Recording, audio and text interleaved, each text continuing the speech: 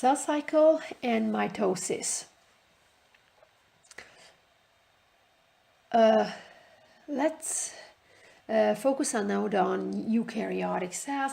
This is going to be the nucleus at this point, but this will be a eukaryotic somatic cells nucleus. We have string structures inside of the nucleus, let's say 3 of them, and because this is a somatic cell, so it's going to be diploid nucleus, so it has 2 sets of chromosomes in the nucleus. The cell as well as the nucleus is more complex in eukaryotes and carries more genes. The genes are codes for traits like eye color, hair color, or height, or freckles, or no freckles. So it's more complex. Humans have 23 pairs of chromosomes. Pairs because one set of chromosomes come from the mother and another set comes from the father. And altogether it's 46 chromosomes. Now, for interesting facts, dogs have 78 chromosomes, horses have 64, rats, kangaroos, and ants, they have different number of chromosomes. Scientists don't see any correlation with anything, so because we have 23 pairs of chromosomes, it doesn't mean anything. We are not smarter, we are not better, it is what it is. So let's talk a little bit about vocabulary. Chromatin. Chromatin in the nucleus, when the nucleus is doing its job, the DNA is in a loose form and it's called chromatin. It's not only the DNA, the blue dots are protein molecules that give structure to the DNA, as well as it will control how the DNA is going to be translated or transcribed and translated later on. So it controls and gives structure to the DNA. Now, through duplication, when the cell want to just divide before that, the chromosome has to duplicate. So we will have 2 chromatins with their structural proteins all around. And these loose chromatins, they are going to condensate into very tight coils,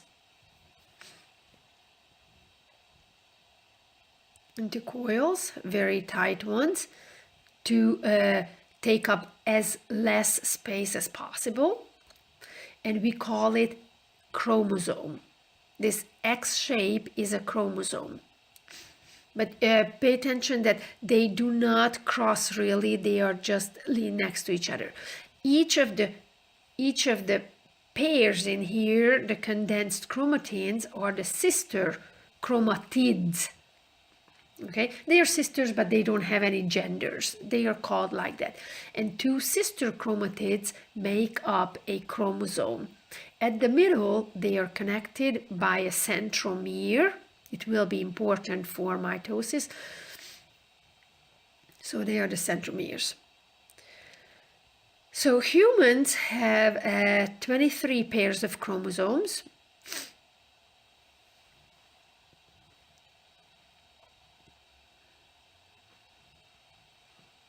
And altogether they have 46 chromosomes, because 2 times, because of the pairs. And before cell division, we have to time the 2 times, we have to time the 46. So it's altogether 92 sister chromatids are in the nucleus. And the 2 new cells, the daughter cells, will have 46 chromosomes or 23 pairs of chromosomes, each of them. That's why it has to duplicate before cell division.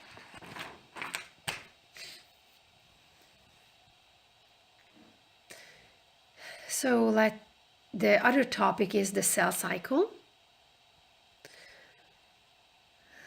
cell cycle, and the cell cycle contains two phases: the interphase as well as the cell division phase, or other name is mitotic phase. Please do not mix the mitosis with the mitotic phase because they are similar but they are not the same. The interphase is divided up into three parts, but before that, let's focus on what interphase is for. The cell works, duplicates its content, not only the DNA or the chromatins, but as well as the endoplasmatic reticulum, the mitochondrion, and everything like that. And 90% of the time of the lifetime of a cell spans in interphase.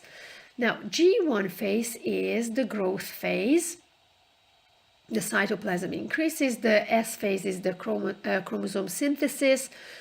G2 is growth and get ready for cell division. GAP1, S, and GAP2 phases. The mitotic phase contains two phases, two parts: the mitosis, when the division of the nucleus will take place. So the nucleus divides, not the cell, but the nucleus. That's why prokaryotes never have mitosis. They have binary fission instead because they don't have nucleus. The cytokinesis is another part when the cytoplasm is going to divide. In plants and in animals, they divide differently. In plants, there's a plant and the cell wall is the green, and the chromosomes separated to the end of the cells, and the nuclear membrane is forming, and in the middle we have vesicles that they contain cell wall structures, and they are going to fuse together and form the cell plate. In animal cells, the cell is going to turn into elongated form. At the ends we have the chromosomes condensed in order to form the two new cells, and cleavage furrow starts to form and going to pinch and separate the two cells from each other. So this is the cleavage furrow formation, and the other one is a cell plate formation. Please watch the mitosis video with that goes with the cell cycle. Yeah, I wanted to just make it a little bit thicker, the cell wall. That's why it cannot do cleavage furrow formation, the plant cell.